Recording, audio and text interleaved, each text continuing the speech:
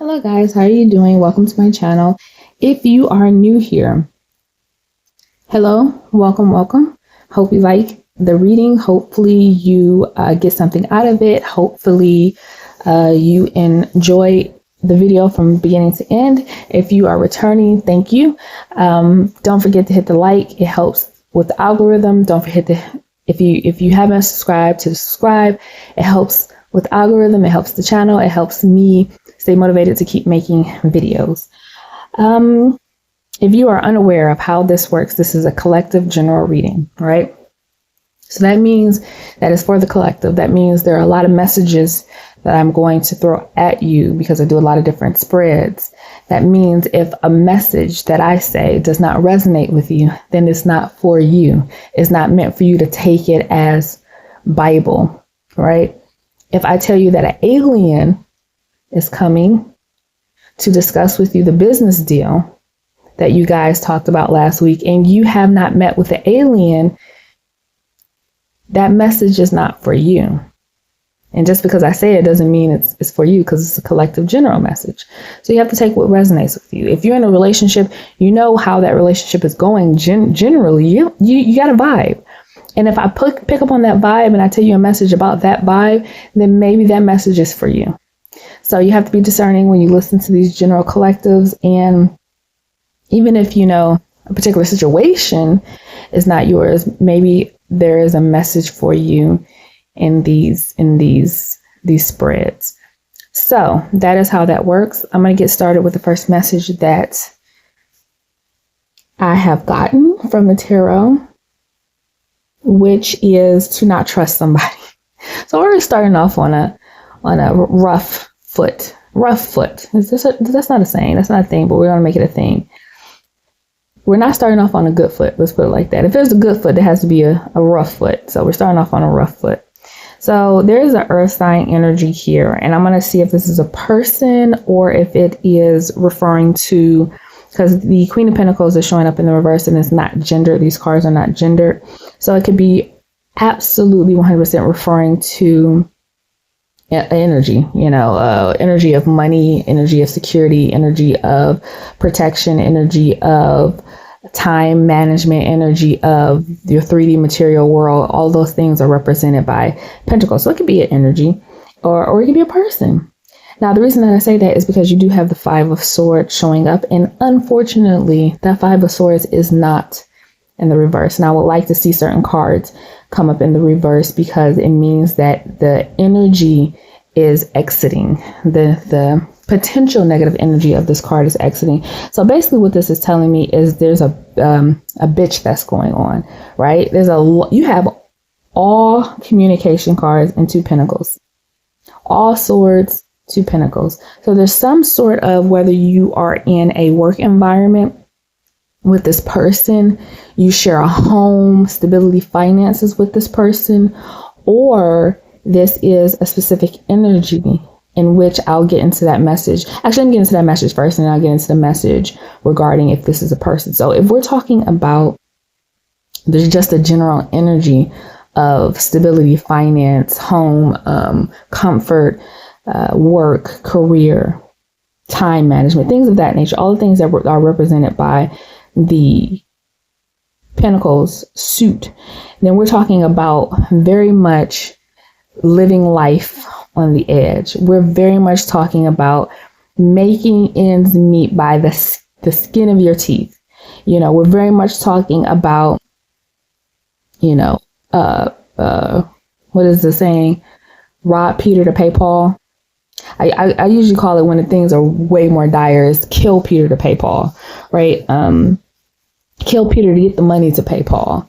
So you are living paycheck to paycheck. You are barely making rent, barely paying bills, maybe working 2 jobs, being tired and exhausted from that, still not making ends meet, taking out payday loans, things of that nature, right? The stability of the finances are very shaky right now. And the Five of Swords showing up is showing up as an energy of being willing to do just about anything to make ends meet, right? And I'm going to get, actually, because when I say that, Yeah, because somebody here needs a break. Somebody is on the verge of being worn out, tore down from all of their, I like to call it like finagling, trying to adjust, trying to move this rock to push this pillar in sort of energy in order to make sure this is paid on this time, that somebody might have to go without for a couple of weeks until I get the money, over here to pay for this and that. So it's a lot of juggling, but the juggling is not very balanced. And again, it's taking from, like, if you have two accounts, it's taking from one account to pay a bill, and now that account is short, and then borrow from another account to put into that account that you borrowed from to pay the bill. So it's a lot of that going on here, and there needs to be a real conversation, specifically, like I said, if you share some sort of finance or stability, home or anything like that, with someone who is really not managing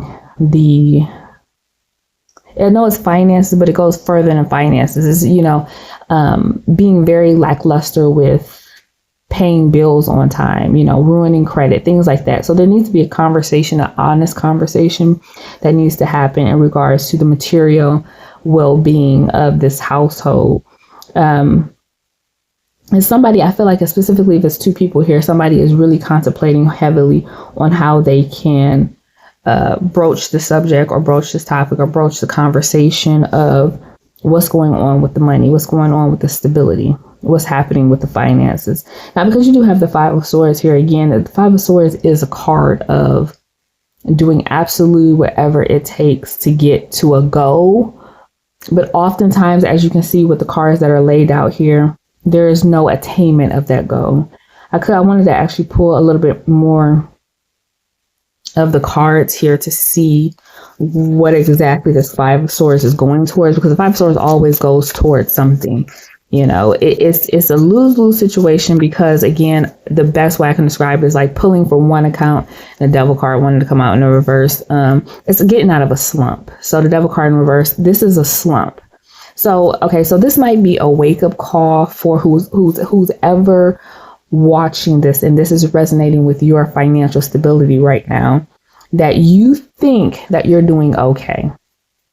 Like you're somebody who's juggling multiple jobs, and like I said, you pulling from one bank account to pay off bills, pulling from one bank account to put into another bank account after you borrow money from that bank account to pay off late bills. And, it's like this juggling act of trying to maintain financially, and where you're thinking that, no, I got this, I'm doing fine. You are literally one paycheck away from not being able to pay your rent, or not being able to pay your car note, or having your car be repossessed, or, it's stuff like that, where somebody from the outside looking in would take a look at your finances and tell you you're in a rut right now.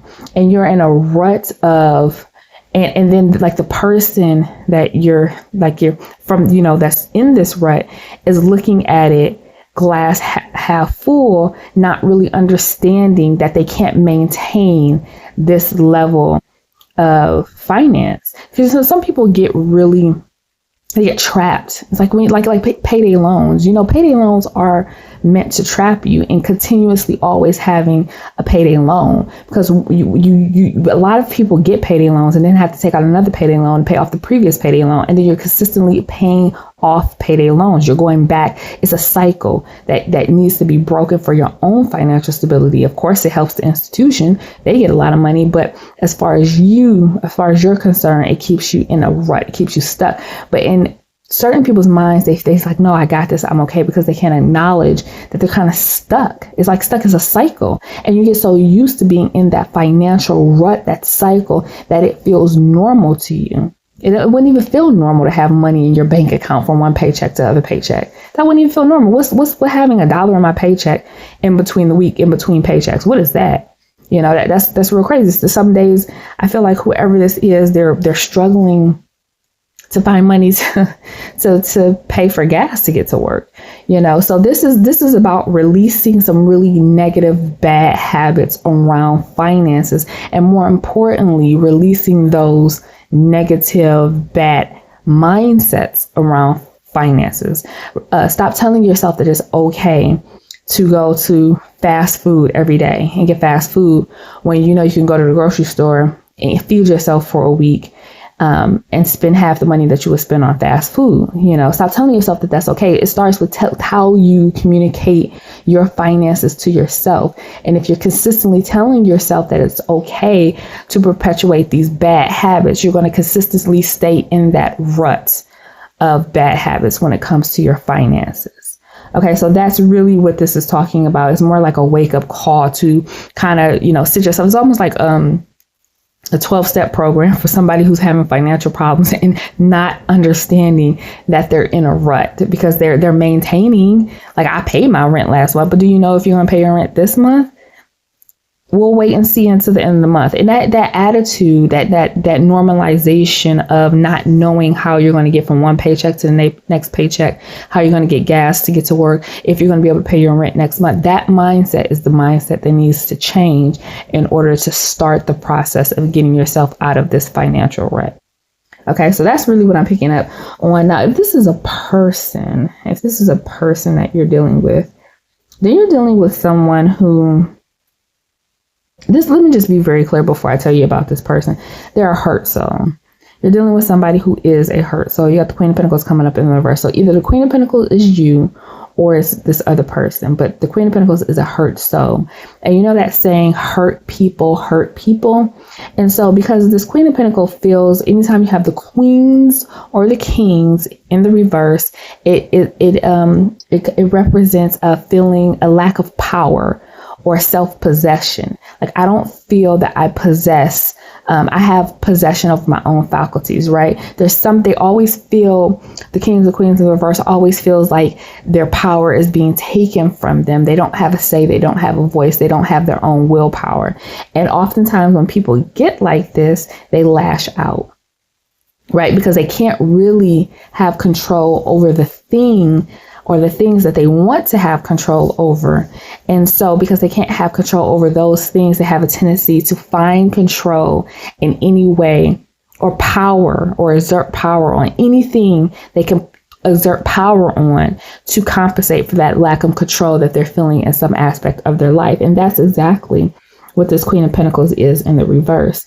She's coming up under the Five of Swords. So either this is this Queen of Pentacles or this is being done to this Queen of Pentacles. You have to decide which way it goes. But there is definitely here somebody who feels like their voice is being taken from them. Like they can't speak their mind, say what they want. Or the swords here are representative of some aspect of their life where they don't feel like they have a say.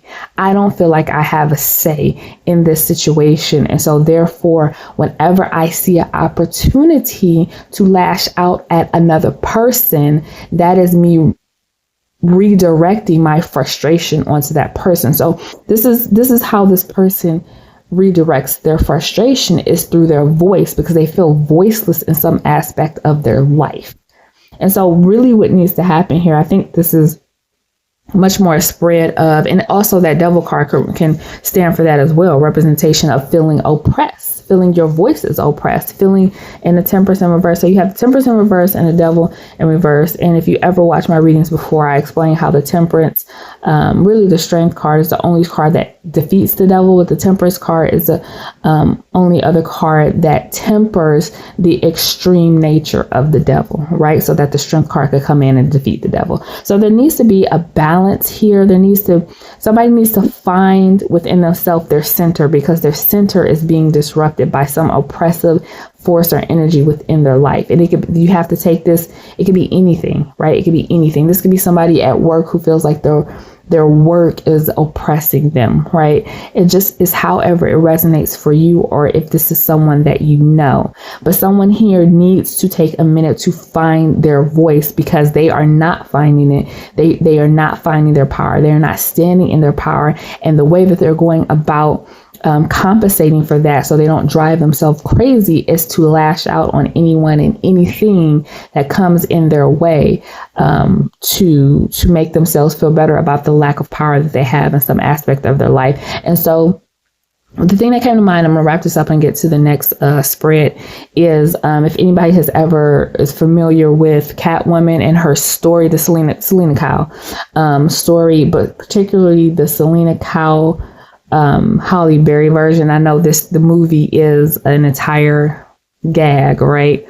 And won a Razzie for like worst film ever, well, not ever, but worst film of the year or whatever. And it is it's a gag at this point. You know, people make fun of the film. It's funny to watch. I still think it's a good time. It's a horrible film, but I still think it's a good time to indulge in for kicks and giggles. But that version of Selena Kyle, to me, is the Queen of Pentacles in the reverse, where she feels completely dumped on every single day. Her boss is overtly disrespectful to her. She has absolutely no power whatsoever at all. And that is not the original story, Selena Kyle, but like the more modern version of Selena Kyle that we're familiar with. The very small, she's small in a world that's oppressing her, right? She doesn't feel safe. She doesn't feel secure in who she is. She doesn't feel confident. She doesn't feel like she knows who she is. And so when the opportunity to become this alter ego, this Catwoman alter ego, who is the exact opposite of her, Catwoman is confident and she steps out into the world and she takes what she wants and she doesn't listen to anybody and she takes no prisoners. But because it is overconfident, that's an alter ego that's overcompensating for the lost woman who is Selena Kyle, she exerts that power in negative ways, right?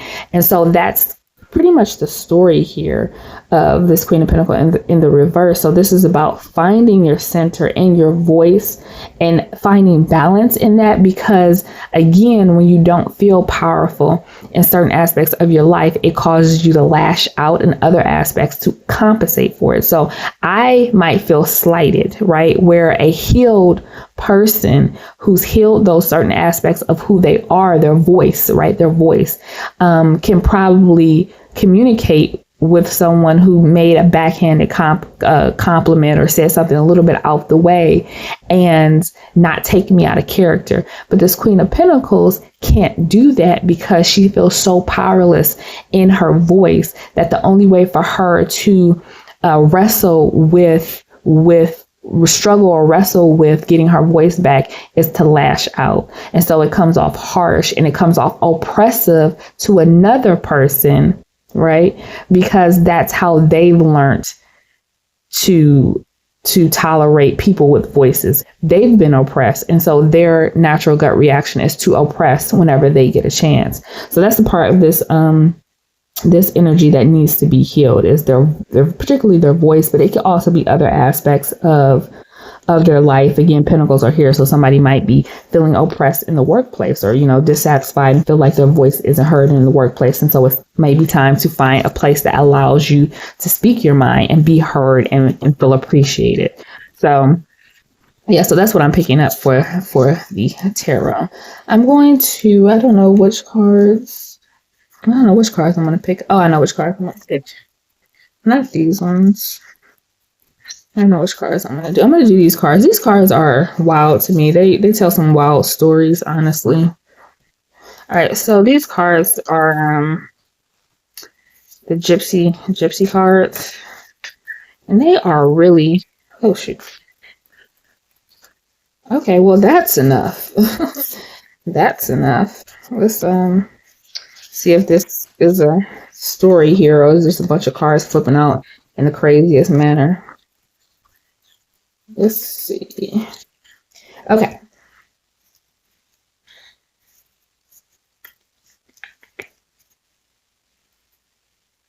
Okay, there's definitely a story here. I don't know if I like the story. I'll be quite honest with you. I'm not sure that I like the story. Let me get some of these cards real quick. I just talked about oppression in the last spread, and I feel like oppression, and this card wanted to flip out in the reverse, is a good way to describe. I just wanted to clarify with the Lenormand, because I was like, am I picking up what I think I'm picking up? Am I picking up what I think I'm picking up, Lenormand? Am I picking up what I think I'm picking up? Yeah, yes, I am. Yes, I am. Lack of a voice. Do you not see this? I don't know if you know anything about Lenormand, but I can explain it to you really quick. This is an older male here. The mice card is about, you know what mice do? They disrupt things. They get in things. They steal. They chip away at things. They it's literally, what does the card say? It says the robber mice take your treasure inside the house. They steal with pleasure, right? Once the mice are gone, you regain what is dear. So it's about the loss of something. So mice represents the loss, but the slow, steady, consistent loss of things. Like, you know, mice just come in very sneaky. They take whatever they can get and then they run away. You don't see it, right? So it's like the slow decline. Decline is the word I was looking for. Decline of what? The birds, if you don't know Lenormand, birds bring messages full of cheer. If the card fall distance, all is not clear. Birds are about communication. They're also about nervousness. And then to clarify the communication, you have the letter card, which we all know that's about a message. These are about messages and the decline of messages, the decline of a voice, the decline of the lack of being able to speak what you want to speak and be heard. So I was just trying to make sure that I was saying what I was going to say before I was in some clarification. And then the bear card here, the bear card has to do with finances, but it also has this, like, your financial position, but it also represents, literally the card on here says, use your power to be strong and fair, right? And it came up in the reverse. And what was I telling you with that last spread about somebody using their power in a negative way because they feel as though they don't have a voice? So this is about oppression. So there's an oppressive force on someone. The sun card in the reverse and the star card in the reverse. And of course, the star card is about hope and joy and dreams and success. And somebody's success is being stumped on, is being oppressed. They feel like they can't. It's like, I think a really good analogy of this was, it was a Cat Williams comedy special. And he was making a joke about a lion and how lions these are the king of the jungle, right? These motherfuckers are the king of the jungle, and you got them locked in a small cage or a small habitat in the zoo. How would you feel if you were king of the jungle and you in some damn zoo where people taking pictures of you and knocking on windows, waving their hand like, I'm a lion, don't wave at me, I'll bite your hand off. And then the lion roars and people laugh and take pictures. Like, that is very demoralizing for the king of the jungle. A lion. People are laughing and taking pictures and waving like, no, I'm fierce. Well, not in here, you're not. You know, it's demoralizing for a lion. And so there's something here about feeling demoralized, feeling like, you know, the card said lack of faith, lack of joy, oppressed, not having a voice, feeling small when you want to feel like a king or a queen, and you're feeling disenfranchised and misplaced and stepped over and not seen and not heard. So there's something here about that. And then also the bear oftentimes in Lenormand also represents a husband. It could be, sometimes it's weird because some people say it represents a wife because bears are, caregivers or something. I don't know too much about bears, but for me, oftentimes I kind of, because they're protectors, you know, bears big and protect, you know, I don't know. I just associate bears with protection. And so for me, it's often, I choose to, I guess it could be both ways, but I choose to take the interpretation of the bear representing a husband as opposed to a woman, a wife, or a mother. So then also, so it was that, but then you have the wedding card in the reverse, the wife card. So maybe it does represent the wife. I just said that, and you got the wife card here, and I didn't make that connection. So maybe the interpretation of the bear being the wife card is accurate, you know. That's fine, because that's an interpretation that you often see with Lenormand. So the wife card, scholar, reunion, room, conversation, wedding, you got a lot of reversals here, service. So when I turned these cards over, and the first thing I noticed when I turned these cards over was this overwhelming message of a wife, or a wife to be, because you have the wife card here in the wedding in the reverse. Somebody is seriously second guessing marriage in their life. I don't know. I think, is it more than cold feet? It might be more than cold feet. This might be someone who already called off a wedding, because the wedding is in reverse and you have reunion here. So I'm thinking that somebody already called off a wedding or is heavily thinking about calling off a wedding, right? And I'll tell you why. I feel like there is someone here who feels like they're conforming. A wife energy, okay, who feels like they're conforming to an oppressive masculine energy, who wants their wife to be of service to them, who thinks their wife should be of service to them. And I know this is not some like, off the wall, off the cuff, like idea. Most times, most masculine energies that you ask are going to have that viewpoint of a woman's place in a relationship, in the home, in life, as a wife. They're going to have it. It's just how it is. That's how most masculine energies think. And there's something here about the feminine energy, the wife energy, not really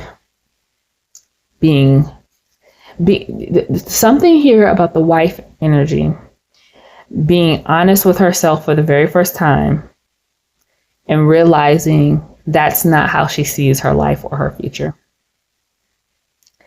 And I don't know too many women who are that honest with themselves before the marriage, because still in 2024, most women's aim or goal is to be tied down with a man, which there's nothing wrong with wanting to be in a relationship. But still in 2024, most women will conform to anything a man would desire of them, at least at the initial stages, in order to get the marriage. And that's why a lot of marriages fall apart.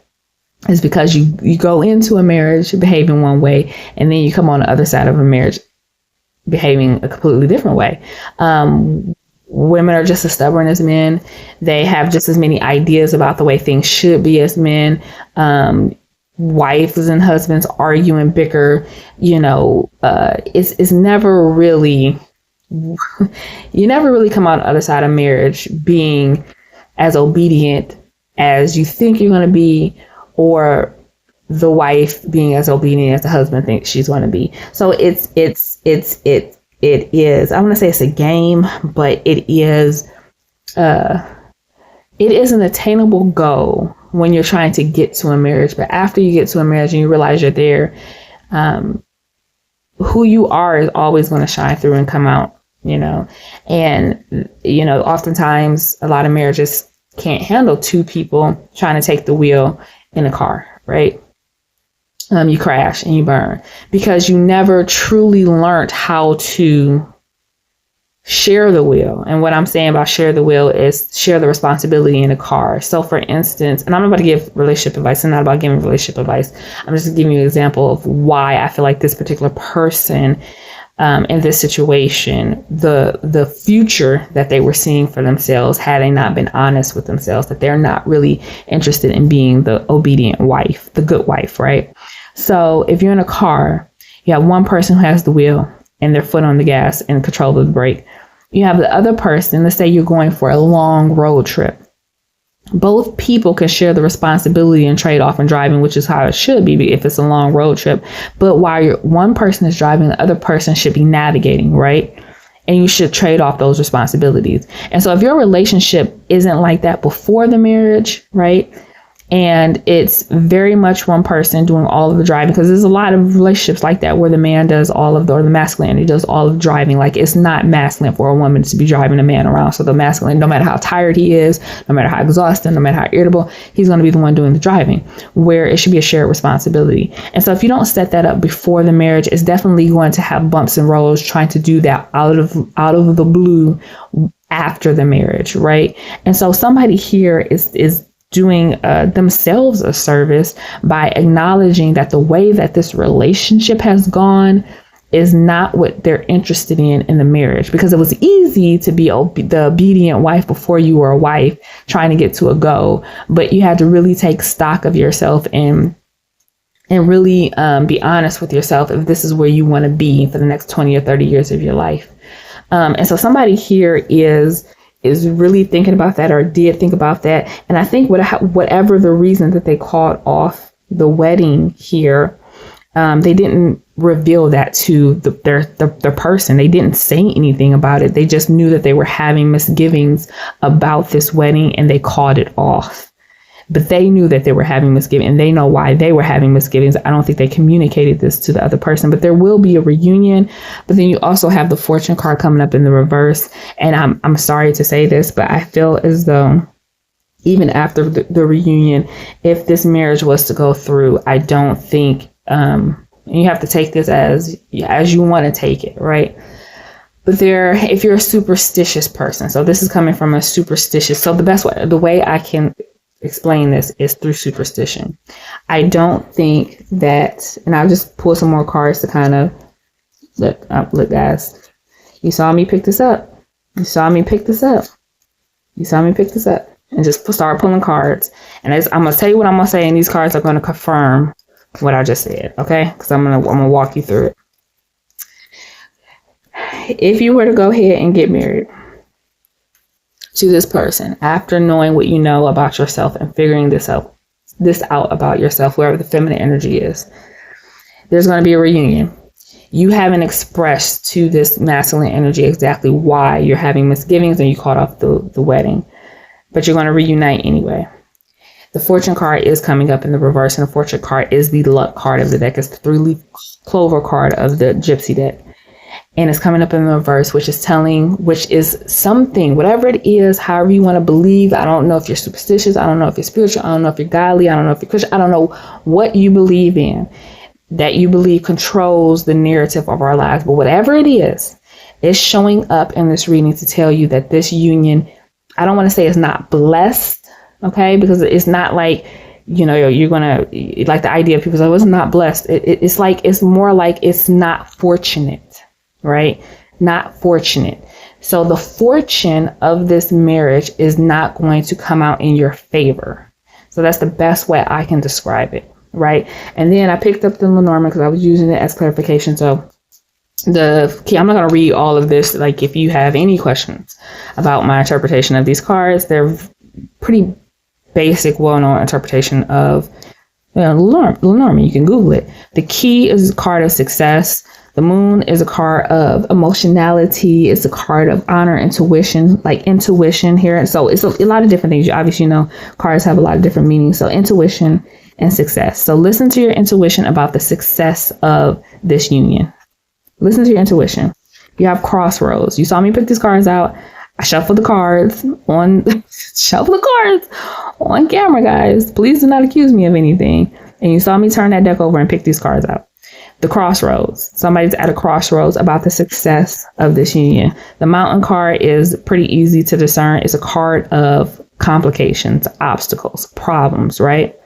It's a card of a mountain. Is if you're going through a path and you see a mountain, you're not going to be too happy about the mountain being there because you got to walk around the mountain. Okay, unless you got some dynamite and blow a hole through that mountain, you're going to have to walk around the mountain or climb the mountain.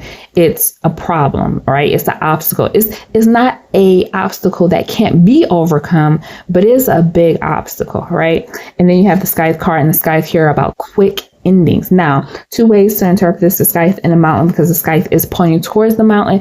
This is about finding solutions to problems here, right? The key, the mountain, and the Scythe is about finding a solution to a huge problem. But you do have the crossroads here. So it's about trying to come to a conclusion or decision of how we can overcome these problems. So this is probably why this reunion is going to happen, because you have that feminine wife energy who's really brainstorming. I don't want to lose my relationship. I don't want to lose my man, but I also don't want to lose myself. How do I make this work? Trying to come up with solutions to these problems. Then you have the ring, the anchor, the loyalty card, the dog, and the wife, the woman.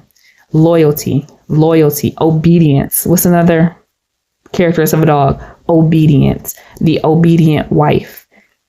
Long-term relationship, marriage, the ring, the anchor is setting down anchor long-term. Is this something that I want to do for the rest of my life? Overcome this problem of indecision about how to make a determination, the crossroads being at two paths of my independence or being the obedient wife.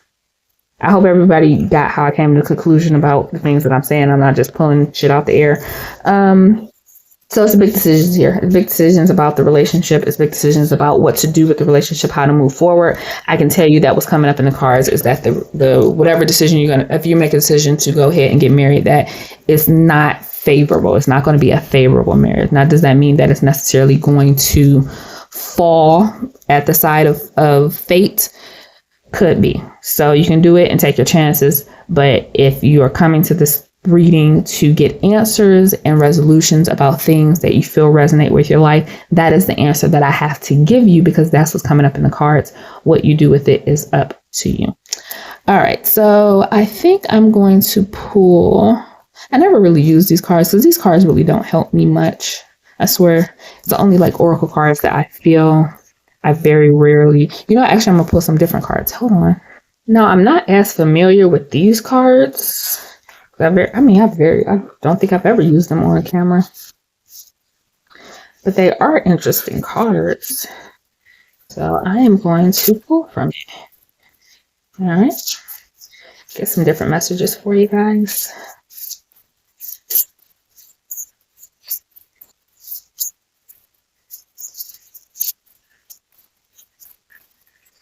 All right. One more card.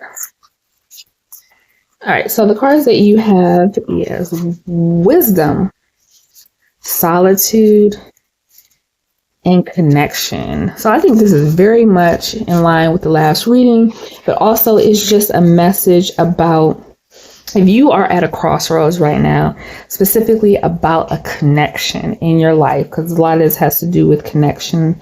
If you are at a crossroad, the answer, I'm telling you this, and I know people have a whole and I'll just split the deck and I got silence. You're going to have to silence your mind. And the only way to do that is to go into solitude and find the wisdom to get the answers that you want to get from this connection. Now, I'm going to be quite honest with you. I can pull cards all day because I'm a very stubborn person, right? Like vision. This is prophetic right here. So whatever the prophecy, the prophetic, whatever you might be watching this. You might have gone to a psychic or a paid tarot reader or something like that to get some authenticity, answers about this connection and what's coming up in the cards. And I'm not going to keep pressing on it because, like, again, I can and get the answers, but oftentimes it's not what you want to hear. So I don't really feel like you need to hear the thing that you don't want to hear right now. What you need to hear is that the only way that you're going to really come to a conclusion, you can get the answer from a tarot reading or a psychic or however it goes. They're going to tell you what they're going to tell you, right? Most psychics that I know are honest, whether you want to hear it or not. They are. I'm not going to sit here and say that most of them are crap because that's not my experience with it. So they're going to tell you what they're going to tell you, and you're going to do what you want to do at the end of the day, right? But the thing that's going to make you feel okay with your decision will only come from you. So what I'm trying to say is I can give you the answer all day and all night about the outcome of this relationship. If it's something that the cards are telling you should do or shouldn't do. Somebody else can give you that answer all day and all night. At the end of the day, you're going to make the decision you're going to make. And the only way for you to feel comfortable and good about that decision is if you come to a conclusion for yourself. So what I'm saying is if you decide to go get a reading and that reader tells you this relationship is not going to work out for you, it's not, and you feel bad about that, right? Because you want it to work out. Who doesn't? But you make the decision to walk into that marriage with all of these doubts in your head and in your heart, with all of the doubts. Nothing that a psychic or a tarot reader or divination can do can quell those doubts. Nothing. You can get the answer, but the doubts are still going to be there. So the only thing that's going to make you comfortable with whatever decision you decide to make, whether it's to walk into that marriage knowing that the prophecy was that the relationship was going to work out, or to pull out of the marriage and not know if the prophecy was right or not. Because if you pull out of the marriage, you're never going to really find out if the prophecy was right. Maybe you're making a bad decision. Maybe that tarot reader or psychic was wrong. Maybe the relationship is not, subject to fate's hand. Maybe it's all up to you. You don't know. Right. And so doubts creep in about that. So the only thing, you can get the answer, but the only thing that's going to make the doubts go away is if you find the wisdom within yourself, period. Because I cannot relinquish doubt for you. Nobody else can. I can give you the answer that come up how I do divination. And that's all I can do. And all you can do is either believe it or not, make decisions based on it or not. That's all you can do. But it's your decision. The only thing that's going to make you comfortable with the decision is if you find the wisdom within yourself. And so solitude, wisdom, and connection. Go into yourself to find the answers about this connection, to make yourself okay with the decision that you're about to make. All right. So that is what I have for you. I'm going to pull some of these cards and I'm going to call it a day, guys. I'm going to call it a day because that was clearly about, that could just be about anything. Like that's specifically about a connection, but that's, anytime you go to a third party to kind of find out answers about anything, I can give you the answers, but what I can't do for you is relinquish doubt in the decision that you're going to have to make based on whatever answers I give you. That's something that you have to do yourself. Okay. So again, you do have the no card that came out and then you have it's up to you. And so it's up to you and the reverse came out and I'm a firm believer. The decision is up to you. The outcome for the relationship, because I do this, so it would be hypocritical of me to say that I can't predict how something is going to turn out for you. That would be hypocritical. Like that's probably one of my biggest pet peeves in life is somebody who does divination and then they say, well, but you could change the outcome. Well, that's not why I came to divination. That's not the purpose of divination. If that is your belief system, then, you should be just a solely religious / spiritual person, because that's what spirituality and religion, or, even if you're agnostic, you believe that you have full control over your destiny or not. There's not a plan for you. When you start talking about plan and destiny and fate and then start doing divination where you're predicting futures, no, that's what you're saying. You're literally saying I can predict the outcome. So it would be hypocritical of me. Now, I'm not telling you that you don't have a choice. You absolutely have a choice, but I'm not going to give you a reading and then negate my reading and tell you that this outcome isn't going to happen, because that's what you came to me for, right? An outcome. So the outcome is a no. It's a no. And I'm saying this as softly as I can tell you in the context in which I'm telling this to you. You have to take it as it resonates, and you have to take it in the context in which I'm giving it to you. If I were a priest, or, you were talking to me as a religious leader or just straight spirituality, then I would tell you, yes, you have to have faith. That's what faith is. That's what faith teaches you, that you have to have faith that something's going to work out, and it has a high potential of working out. But that's not what divination does. That is the complete opposite of divination. Divination is telling you, no, I'm going to tell you how it's going to turn out for you. And if I believe in what I do and my skill in it, then I'm going to think I'm accurate, right? So you can't come to divination and expect to have a religious response or a spiritual response. Not the same thing. If you ask me as a spiritual person and putting the divination aside, I can give you a spiritual reading, and that would give you, that serves the purpose of healing the soul and the doubt that you have, right? But if you're coming to me in divination and tarot, those are clear cut answers, right? Unless tarot is telling me I don't have the answers. That's possible too. But if tarot is telling you, or divination is telling you, no, I have the answer, then again, I'm not going to negate myself and my skill in reading divination or interpreting divination to tell you that, that outcome isn't going to happen, that you have the opportunity to change it. I'm just not going to do that. So what's coming up in the cards, if you want to know what the outcome is according to divination, it's not going to work out. It's not. Okay. And then when the cards came up in the reverse, it's up to you. It was just a reinforcement of it. You don't have a choice in whether the relationship is going to work out. Whatever, if you come to tarot, whatever you believe about tarot and divination and how the future is predicted and controlled, or whatever, however you believe, because there's a lot of different belief systems out there, that thing is telling you, no, it's not in your control. This is not part of your destiny. This relationship is not blessed. It's not fated. It's not fortunate. It will not work out. Okay. And, but again, I want to reinforce that whatever decision you make based on that outcome, that answer, you got the answer, right? You got it. Whatever decision you make, you have to go inside and do the work to make yourself comfortable with the decision you make. Okay. Divination can't do that for you. Can't make you comfortable with the decision you make based on the outcome that you get from divination. All right.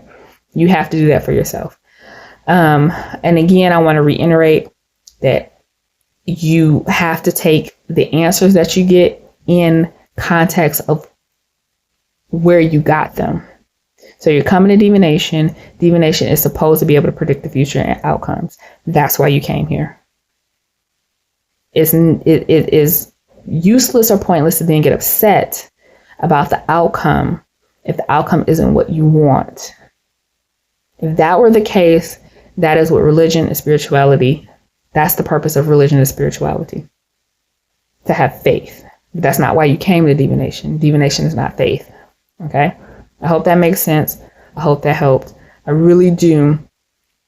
I really, really hope that helped. Okay. I don't want you to leave here thinking that you're forced to make a decision based on this, but this is why you came here, right? So that is the message that I am getting. Again, it's up to you what decision you make. I don't think it's up to you whether the relationship is going to be successful or not. And that's me doing what I do, right? Telling you based on the medium in which you use to come to get answers. Again, if you went to spirituality or religion, that answer would be different. All right. So that is the message that I have for you. I really hope that helped.